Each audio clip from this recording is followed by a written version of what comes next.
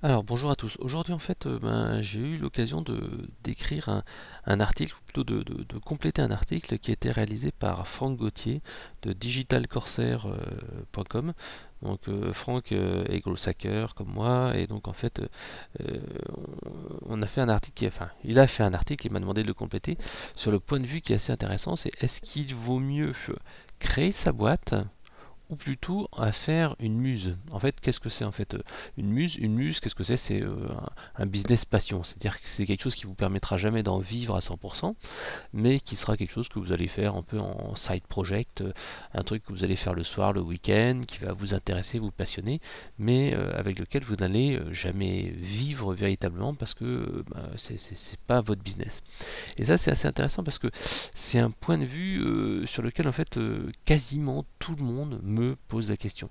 En effet, conseil marketing, si vous suivez un petit peu, j'étais consultant pendant quelques temps. Souvent, même très souvent, j'étais embauché à chaque fois quand je faisais des missions parce que les gens veulent des missions longues, etc., etc. Et beaucoup de gens me disent mais pourquoi tu te lances pas à 100% en tant que close hacker ou product manager ou consultant, etc. sur conseil marketing. Et c'est vrai que cet article de Franck Gauthier, c'est exactement ce sujet-là. Il explique en fait pourquoi il faut ou il ne faut pas transformer une passion en un business, en une start-up. Donc il explique un petit peu ce que c'est une start-up, hein, quand il y a une croissance, quand il y a une idée originale, comme c'est quelque chose d'un peu innovant, etc., etc. Bref. Et il explique après qu'est-ce que c'est une muse. Une muse, qu'est-ce que c'est pour lui. Et c'est tiré un petit peu de ce qu'il y a dans le livre La semaine de 4 heures de Tim Ferriss, qui est un excellent livre que je vous conseille de lire. Vous pouvez même retrouver la critique sur mon blog Conseil Marketing. Donc c'est un livre que tout entrepreneur, vraiment, tout entrepreneur ou toute personne qui veut créer sa boîte doit absolument lire. Parce qu'en fait, ça ouvre un petit peu les yeux sur la délégation, sur le fait de se concentrer sur le business. Alors, ce livre-là, à lui tout seul, il suffit pas. En fait, il va pas suffire à vous faire monter la boîte parce qu'en fait, euh, le problème de la semaine de 4 heures, c'est qu'en fait, le livre est très orienté sur l'infoprenariat, c'est-à-dire vendre son savoir. Il est orienté beaucoup sur des business un petit peu low cost euh, et il est orienté aussi beaucoup sur ce qu'on appelle les revenus passifs, c'est-à-dire qu'on met un truc en automatique et puis on fait plus rien. Sauf qu'en fait, le revenu automatique et on fait plus rien, c'est faux. Moi, je l'ai prouvé, je l'ai vu, et toutes les personnes un peu sérieuses dans le métier vous diront que même si tu vends un produit numérique, même si tu vends une formation, et ben en fait, tout simplement, faut l'actualiser de temps en temps, refaire de la promo, et bosser 4 heures par semaine, c'est pas possible. Par contre, en fait, le bouquin, il explique bien que faut se concentrer sur la priorité, s'intéresser aux bonnes personnes, etc., etc. Donc vraiment, c'est un bon livre. Et l'autre point négatif que j'aime pas, c'est que il se concentre beaucoup sur les petits produits low cost et aussi sur des choses en automatique et pas en fait sur du consulting ou des produits chers, ce qu'on appelle le high ticket, c'est-à-dire des produits qui valent plusieurs milliers d'euros parce que c'est du coaching, c'est du one-to-one et tout ça. Or en fait, moi je me suis rendu compte justement quand j'ai lancé mon business que l'aspect de la semaine de 4 heures où on vend un truc récurrent, un petit produit, etc., etc., et ben c'est vraiment dur parce qu'il faut faire un business de volume alors qu'en fait la vente de connaissances, de savoir est plutôt un business qui devient rentable dès que l'on fait de la valeur, c'est-à-dire dès qu'on vend des produits chers. Vendre des produits pas chers en infoprenariat ou en consulting, c'est compliqué. Il vaut mieux en fait vendre des produits chers. Et en fait, ce bouquin-là, justement, la semaine de 4 heures, est vraiment pas bien pour ce niveau-là parce que ça a fait rêver certaines personnes sur le business récurrent, vendre un e-book, vendre une formation, mettre en place un logiciel en ligne, alors que il y a un travail important de promotion, d'actualisation, etc. Néanmoins, c'est un excellent livre. Et donc, dans ce livre, Tim Ferriss explique le principe de la muse. Hein. La muse, en fait, c'est un petit projet qui va vous permettre d'avoir une indépendance économique, soit totale, soit partielle, et qui permet de gagner un petit peu d'argent, qui n'est jamais véritablement un vrai business à temps complet, mais qui permet en fait donc d'avoir du fric en plus, soit en fait de s'éclater. Et donc la muse souvent en fait c'est quelque chose quand on travaille à distance, etc. etc. Voilà. Juste après en fait Franck il raconte trois quatre success stories justement de personnes qui ont transformé une muse en un business. Par exemple en fait une personne qui a trouvé dans son quotidien que il y a des personnes dans les maisons de retraite qui tombaient des sièges et qui a inventé en fait des pantalons avec des zones antidérapantes sur les fesses. Une autre personne qui a inventé en fait des porte-gobelets à mettre dans les stades de football américain parce qu'en fait les Américains ont tendance à bouffer du hot dog, du coca Maxime Premium, 2 litres de sucre et de carbone dans leur coca. Et donc en fait ils ont inventé un espèce de petit, on dirait un petit panier qui permet de rassembler tout ce bazar et que ça tombe pas. Donc voilà, ou un autre truc, des gens qui ont fait un truc de loisir créatif avec un t-shirt et qui est devenu un vrai business. Bref, donc il raconte un petit peu comme ça des passions qui sont devenues des vrais business. Et il explique un peu l'intérêt d'avoir une muse ou pas, parce que ou de monter un business, comme il disait, la muse, si ça fonctionne pas, bon bah ça pète la gueule. C'est une start-up en fait, bah, ça nécessite du temps. Il faut avec une muse en fait, on est vraiment pas on n'est pas dans un vrai business, on peut se permettre de se planter, on n'a pas forcément un retour sur investissement immense pour la muse, mais en tout cas, bon, c'est pas un risque énorme non plus. Voilà. Et l'investissement en termes risque financier, risque d'heure est non plus pas très important lorsqu'on fait une muse, parce qu'en fait on le fait entre guillemets le soir, le week-end, etc. L'inconvénient bien entendu c'est que quand on a un business qui est pas à 100%, il arrivera vraiment rarement à décoller, ou ça restera toujours quelque chose d'un petit peu amateur. Voilà. Donc ça c'était l'article, le début de l'article en fait avec le point de vue de Franck où il raconte un peu tout ça. Et il m'a dit Fred, toi en fait qui a une double vie, hein, qui est product manager la journée et qui est blogueur, growth hacker, consultant le soir et le week-end, etc. etc. Est-ce que tu peux me dire pourquoi toi qui pourtant a un putain de blog, qui a énormément de trafic, qui a énormément de connaissances, etc., etc. Comment ça se fait que toi, tu n'as pas lancé un vrai business? Et en fait, c'est une excellente question puisqu'en fait, actuellement, en fait, je fais un système de coaching mutuel avec Raphaël qui est aussi entrepreneur. Et en fait, tous les mois, on s'appelle au téléphone pendant une heure et demie. Et donc, on échange un petit peu sur nos petites questions, nos petits problèmes, nos petites problématiques.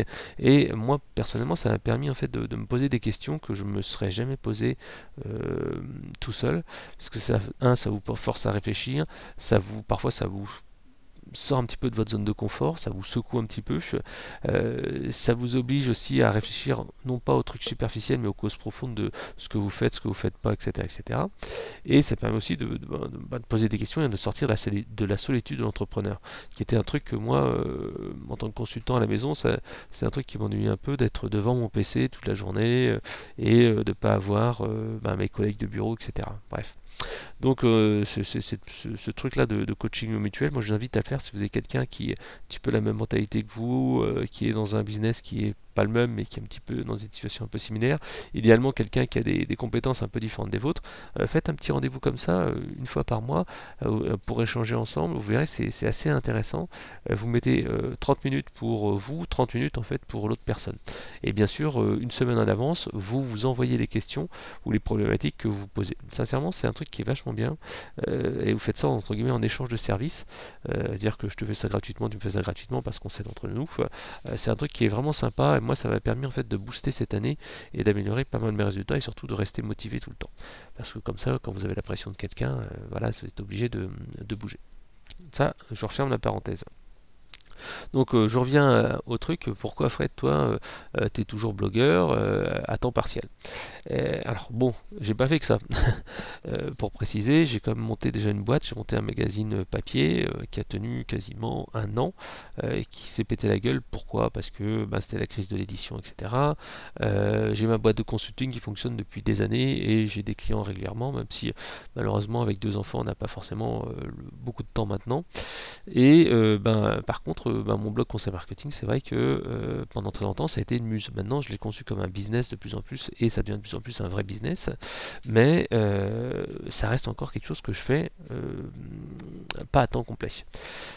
Alors, Pourquoi ça? C'est assez intéressant, surtout que moi j'ai travaillé dans les années 2000 dans des startups. Mes parents étaient commerçants, enfin ma mère était commerçante, donc je sais ce que c'est l'entrepreneuriat, je sais ce que c'est travailler 7 jours sur 7, je sais ce que c'est travailler, avoir son propre business, etc. etc. Je sais ce que c'est les inconvénients et les joies d'avoir sa propre boîte, etc. etc.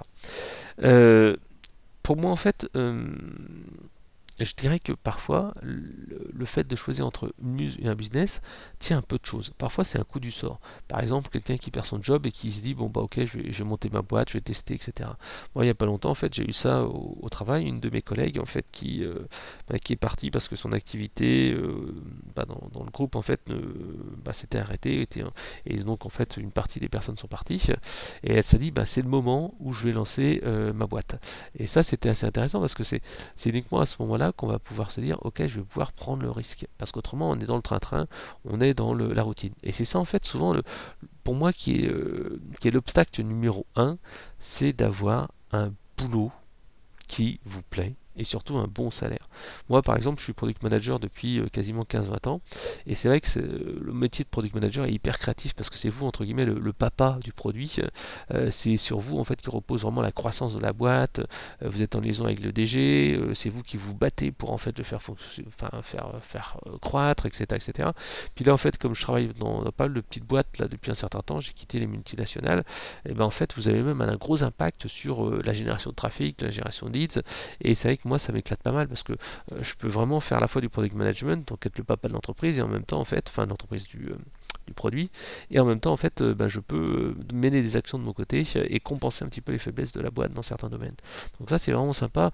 Alors, et c'est vraiment, je trouve, qui est le plus compliqué de se lancer, c'est quand vous avez un job et que vous avez des moyens, vous avez une boîte, vous avez des équipes, etc., etc. C'est bien. Et en plus, ce qui s'est passé dans pas mal de boîtes où j'étais, en fait, je voyais pas le temps passer. Les semaines, les mois, etc. S'enchaînaient et souvent, en fait, c'est un petit peu comme un rat dans une roue.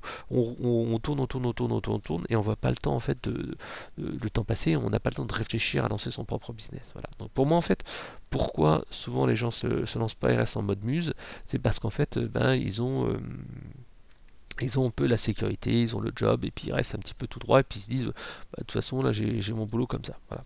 Après, comment on fait pour sortir de ça? J'en parlerai un petit peu à la fin, mais le meilleur moyen, tout simplement, c'est de se fixer des objectifs et se dire, à un moment donné, tu devras choisir. Tu peux pas, en fait, soit tu fais une muse et en fait, tu vas le faire de côté amateur et en fait, tu vas jamais pouvoir le développer, jamais en vivre, et tu dois faire une croix là-dessus. Et à ce moment-là, si tu veux progresser dans l'entreprise, progresser dans un autre boulot, il va falloir un petit peu la laisser tomber parce que cette fameuse muse, en fait, te prend du temps sur ta vie perso, sur ta vie pro. Voilà. Alors la deuxième chose également qui fait qu'il n'y ait pas de switch, en fait c'est un switch mental. Euh, Moi je le vois pour conseil marketing, j'ai du mal en fait à passer du blog passion au blog business. Et c'est une discussion que j'ai eue également avec Jérôme, qui est en fait un de mes anciens collègues de bureau, qui a monté sa propre boîte ici de freelance en fait en tant que développeur, chef de projet pour Salesforce et pour des outils de téléphonie.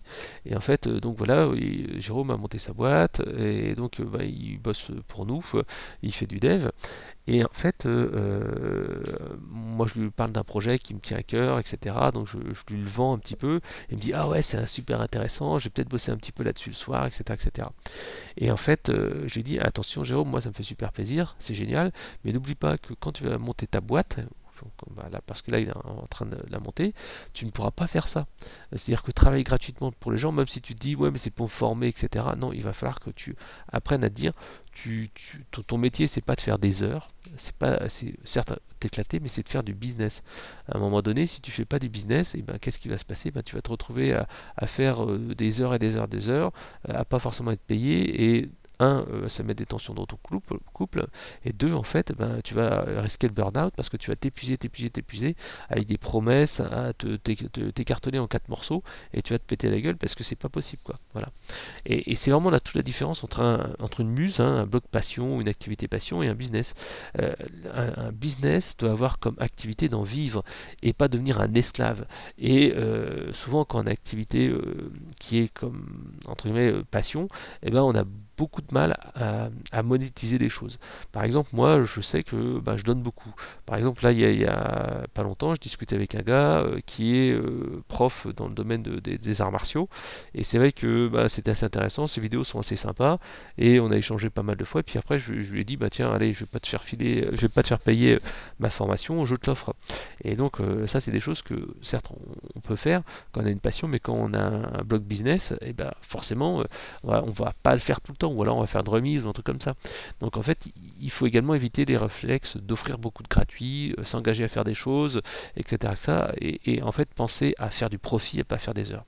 Et c'est vrai qu'en 2015, quand j'étais consultant à temps plein, et en fait, j'ai eu du mal à changer de mentalité. En fait, j'ai été donc salarié pendant très très longtemps, et quand je me suis retrouvé chez moi, en fait, qu'est-ce qui s'est passé? J'avais encore cette mentalité de salarié à faire des heures, à bosser. En fait, je pensais que si je passais du temps à faire du contenu, à faire de la promotion, etc., j'allais faire augmenter mon business parce que c'était logique, je travaillais même plus qu'avant. Sauf qu'en fait, c'était pas la bonne, c'était pas la bonne méthode, c'est pas le bon réflexe. Le bon réflexe, c'est se dire, ok, combien je dois faire de chiffre d'affaires pour vivre correctement. Par exemple, imaginons que vous vouliez toucher 3000 balles par mois. Si vous voulez faire 3000 balles par mois, avec les charges, les frais et tout ça, il faut peut-être faire 6000, 7000 euros de chiffre d'affaires. Et là, à ce moment, vous dites, mais pour faire 6000, 7000 euros de chiffre d'affaires, comment je dois faire? Et là, en fait, c'est là que vous allez vous dire, ok, je peux vendre X produits à 10 euros, X produits à 100 euros, ou 7 produits à 1000 euros. Voilà. Et donc, en fait, c'est ce simple calcul vous permet de vous dire, putain, merde, finalement, mes petits produits, comme moi j'ai des petits produits à 7 euros, si je devais faire 7000 euros de chiffre d'affaires, c'est-à-dire que tous les mois, je dois vendre 1000 produits. 1000 produits. Et en fait, moi, j'avais pas fait le switch, et j'avais pas fait ce petit calcul qui est super simple, à me dire, mais ok, d'accord, mais comment je vais faire pour avoir ce pognon-là? Et donc, j'étais resté sur le fait de faire des articles, faire de l'affiliation, faire du guest posting, enfin l'article sponsor, faire des mini-formations à 20 balles, des choses comme ça. Alors que non, en faisant ce petit calcul, j'aurais dû me rendre compte très rapidement, et j'ai mis en fait quelques mois, j'ai pris un mois et demi de vacances, hein, je dois être honnête là-dessus. J'ai pris un mois et demi de vacances, j'ai un petit peu glandouillé, je me suis offert un petit peu de bon temps, mais en tout cas, j'aurais tout de suite dit, mais non, mais Fred, t'es malade. Pour faire ces 7000 euros de chiffre d'affaires, qu'est-ce que tu dois faire?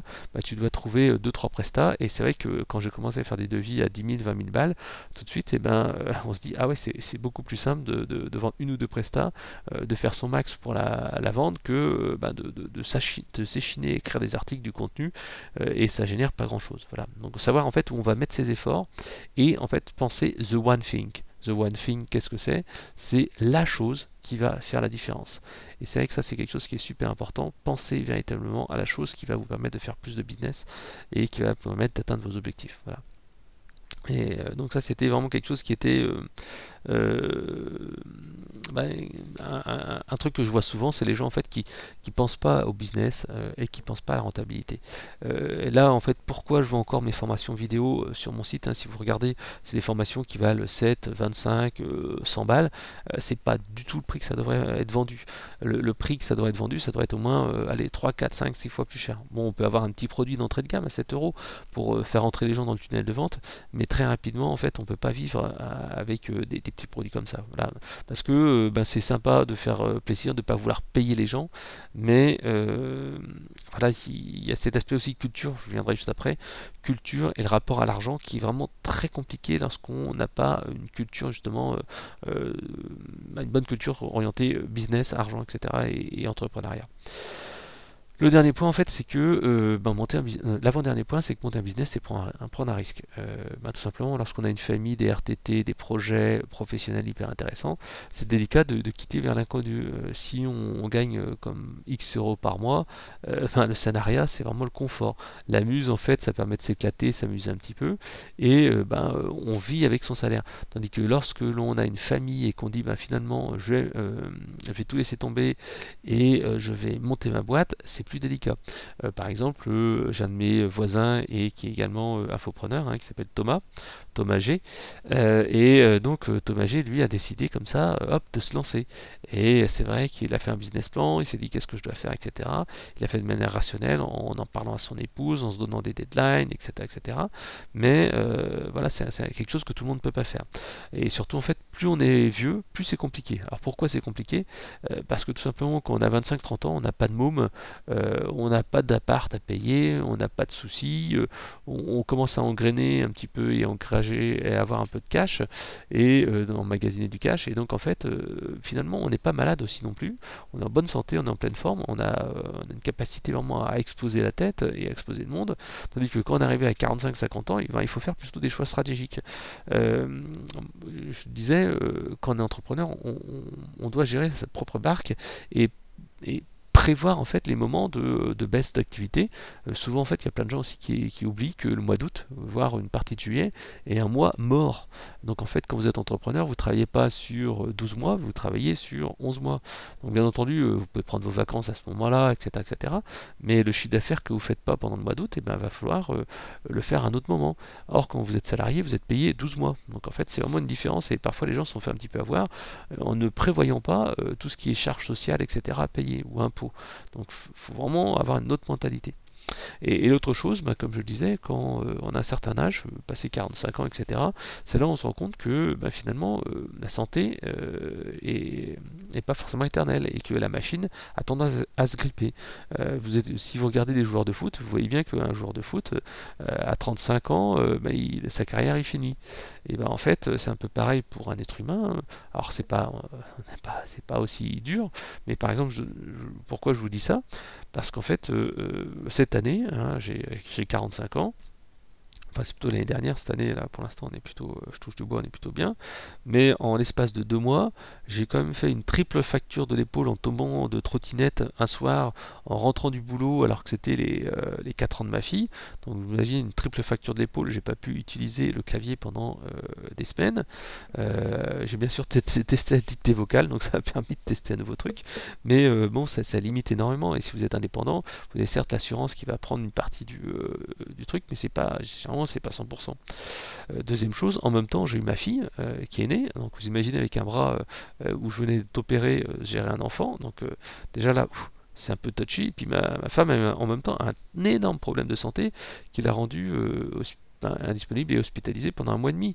Là, je peux vous assurer que quand je faisais à peu près 15 minutes de job par jour, sur mon job perso, conseil marketing, c'était le top pendant quasiment un mois et demi. Donc en fait, là, et je connais d'autres entrepreneurs, Nicolas M, qui a eu un cancer et qui n'a pas pu bosser pendant un certain temps, il s'est retrouvé un petit peu en très grosse difficulté. Il a même fait une cagnotte Litchi pour en fait l'aider à financer, à payer l'URSSAF. Je connais également une autre amie qui est consultante en fait dans le domaine de Salesforce, qui gagne extrêmement bien sa vie. Mais en fait, comme elle me disait, je vais avoir un enfant, je préfère être salarié pendant une petite période pour toucher des indemnités, des machins, des trucs chouettes, plutôt que d'être freelance parce que c'est beaucoup moins avantageux. Donc en fait, il faut réfléchir en fait à son contexte familial et voir un petit peu ce qu'on fait. Voilà. Le dernier point, en fait, c'est la culture personnelle. Ça aussi, c'est quelque chose d'ailleurs, c'est pas le dernier point. La culture personnelle qui est une des clés pour se lancer. Tout le monde, en fait, n'a pas l'esprit entrepreneur. Moi, par exemple, ma mère était commerçante, mon père salarié, et j'ai toujours vu mes parents travailler au magasin, etc. Et moi, en fait, quelque part aussi, je maintiens un peu cette pratique-là parce que j'ai une double activité. D'un côté, j'ai mon boulot, et en plus, mes parents avaient le magasin, moi, j'ai mon blog. Donc, en fait, si on n'a pas une culture d'entrepreneuriat dans l'entreprise, si on a une culture plutôt de salariat, faire son boulot, pas en faire plus que les heures, etc., etc., ça va être compliqué après de monter sa boîte et de faire ce fameux switch et de travailler le week-end, de travailler le soir, etc. Moi, pendant un certain temps, j'ai eu pas mal de petites amies qui ne comprenaient pas que le week-end, le dimanche après-midi, je passais 2-3 heures à bosser et qui me disaient mais non, attends, t'es en vacances, tu consultes pas tes emails, etc. Certes, ils ont 100% raison en disant qu'il faut switcher, il faut arrêter un petit peu les choses, mais quelque part quand tu es entrepreneur, tu bosses tout le temps. Il y a pas longtemps en fait, je discutais aussi avec Fred L, qui a une très grosse boîte dans le domaine en fait des directeurs commerciaux externalisés. Et en fait, c'est vrai qu'il me disait, des fois, il avait du mal à faire comprendre à sa femme que s'il était à la maison, c'était pas en fait pour glandouiller qu'il était pas et qu'il bossait. Et c'est vrai que moi j'avais un peu la même chose. Quand vous êtes à la maison et que vous bossez, parfois les gens ils se disent oh bah attends, hey, tu peux bien aller à la poste chercher le colis, puis attends il y a les ouvriers qui viennent dans l'immeuble, est-ce que tu peux les aider, leur ouvrir, etc. Si tu étais au bureau avec tes collègues, eh ben ça t'arriverait pas. Par contre quand tu bosses de chez toi, les gens ont l'impression que bah, tu glandouilles et que tu peux prendre un café, que tu peux faire ceci, cela, tu peux t'occuper des travaux administratifs, etc. Sauf que ce n'est pas vraiment vrai. Donc voilà, donc c'est pour ça que la culture d'entreprise est vraiment importante et savoir qu'on est prêt à travailler comme ça mais à travailler intelligemment. Encore une fois, on ne va pas travailler bêtement, il faut vraiment se dire les priorités. Moi, par exemple, j'ai vraiment noté le temps que je dépensais et un fichier Excel en disant qu'est-ce que j'ai fait aujourd'hui, comment j'ai dépensé mon temps et ça vous permet véritablement d'ouvrir les yeux. Faites-le pendant rien qu'une semaine. Notez grosso modo toutes les activités sauf le truc mail. Tout ce qui dure plus de 5 minutes, vous le notez dans un petit fichier Excel et vous dites ben voilà qu'est-ce que j'ai fait aujourd'hui, et vous vous rendez compte du temps efficace sur lequel vous utilisez en fait vraiment votre énergie. Et vous verrez, parfois vous êtes étonné de savoir que sur une journée de 8 heures, ben finalement vous en travaillez que 5 ou 6 et qu'il y a une heure quasiment qui part en traitement de mail tous les jours. Et le traitement de mail, pour moi, je ne considère pas ça comme une activité. Voilà. Donc aussi, c'est votre environnement. Si tous vos amis sont salariés, ou fonctionnaires, ou je sais pas, ou au contraire, s'ils sont tous entrepreneurs, ben forcément, vous n'aurez pas du tout la même attitude. Moi, j'ai de la chance en fait d'avoir des amis qui sont à la fois entrepreneurs, des amis qui sont à la fois salariés, et en fait, ça permet en fait d'avoir un mix. Et comme je disais avec mon collègue Raphaël, ça me fait vraiment du bien et ça me permet véritablement de garder une mentalité d'entrepreneur. Avant, je discutais souvent avec des potes comme Ludo Barthélémy, des choses comme ça, et ça permet de se rebooster, voilà, et de rebooster sa volonté de créer une entreprise et de devenir entrepreneur. Voilà. Euh, Puis autrement, c'est un truc qui est important, c'est le seuil critique. Quand on veut lancer sa boîte et travailler à 100% pour sa muse et en faire un business, bah, il faut en fait se fixer des objectifs. Même moi, en fait, qui ai une bonne formation de gestionnaire, et ben en fait, je sais que j'avais du mal à sortir de la notion de salarié et entre guillemets mon rapport à l'argent.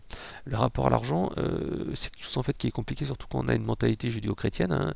Si vous êtes catho ou si vous êtes au cathé ou si vous avez un petit peu une mentalité un peu comme ça, le fait en fait de se dire que votre temps vaut de l'argent, c'est pas simple.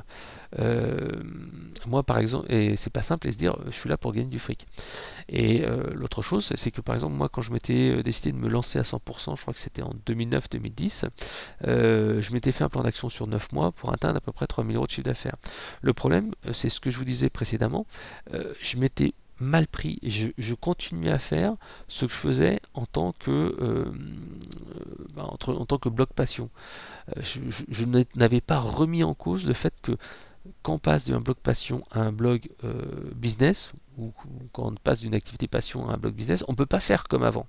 C'est-à-dire qu'on peut pas, moi à l'époque c'était écrire des articles, faire des petites formations, tout ça. Non, on doit remettre en cause ce que l'on fait et se dire ok, comment je dois faire pour atteindre mes objectifs, comment je dois faire pour ne pas être un esclave, comment en fait je dois faire pour véritablement vivre de mon activité et pas devenir justement l'esclave de cette activité et travailler des heures et des heures pour peanuts. Voilà.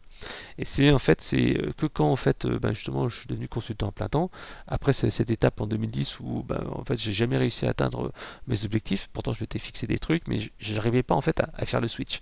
Et pourtant quand j'étais consultant, c'est vrai que là je me suis dit mais attends mais Fred, arrête de perdre ton temps avec des petits clients qui vont pas te rapporter de l'argent ou faire du coaching. C'est vrai qu'au début je m'étais amusé à faire ça du coaching au téléphone pour 100-150 euros.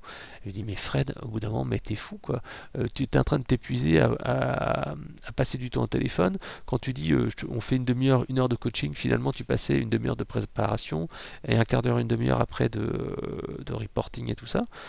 Mais dis donc tu perdais de l'argent quoi. Donc en fait il faut se dire, il faut que tu changes de mentalité, que tu changes ta manière de faire le business tout simplement. Et pareil moi aussi, hein, ça fait 2-3 ans que j'ai pris une assistante et sincèrement c'est un gain de temps énorme. Et, euh, et c'est quelque chose que je vous conseille de faire. Moi j'ai mon assistante, j'ai aussi mon expert comptable. Au début je commençais à faire ma facture de moi-même et je me dis mais Fred t'es fou, délègue en fait ce qui n'est pas important. Donc ça vous changera un petit peu la vie. Voilà.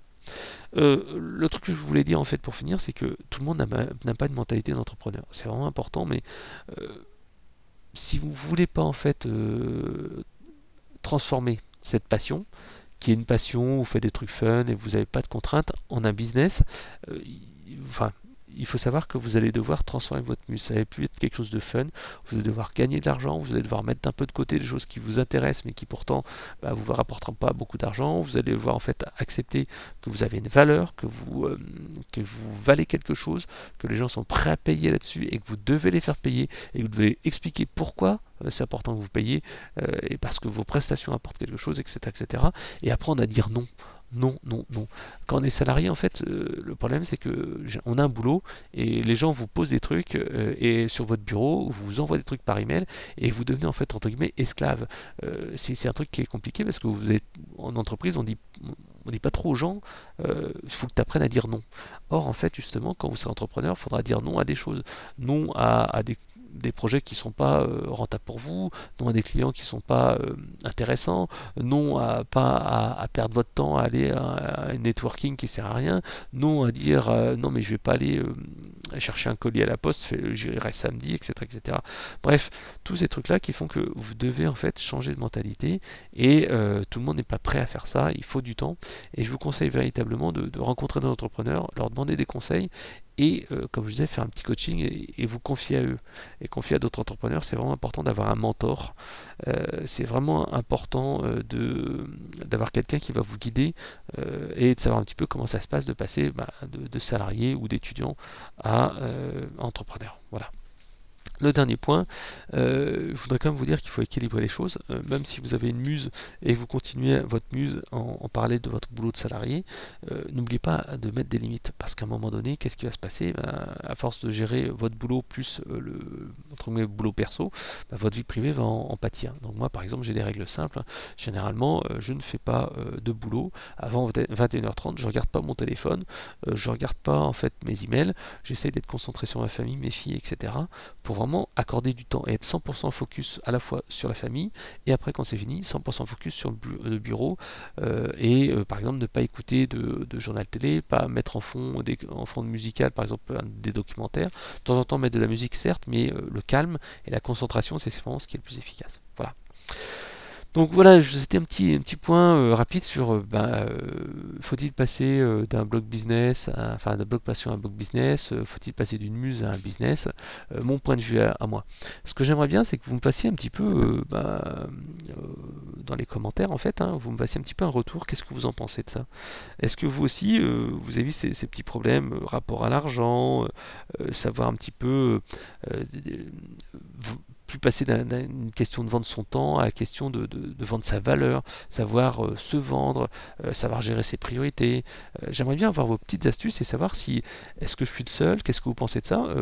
C'est vrai que là, dans ce discours, je suis assez, et je me rends compte là, quand je vous dis ça, que je ne valorise pas assez l'entrepreneuriat. Pourtant, en fait, je vous dirais quand même que c'est top. Hein.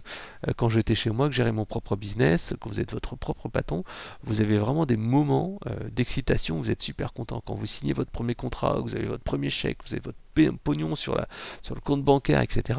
Waouh! C'est super valorisant. C'est un petit peu comme mon blog. Quand je vends des produits, quand je sors un produit, je suis vraiment fier. Et c'est ça qui est top aussi en étant entrepreneur.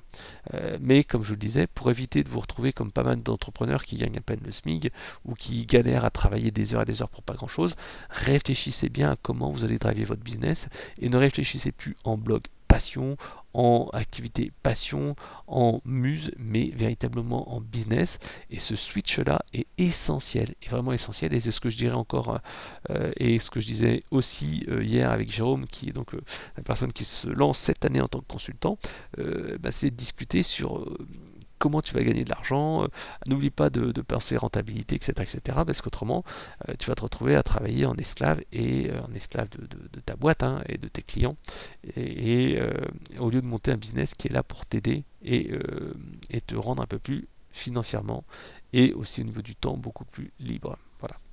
Bon, alors laissez-moi vos petits commentaires là-dessus, je suis vraiment impatient de savoir ce que vous en pensez. Allez, bye bye, salut.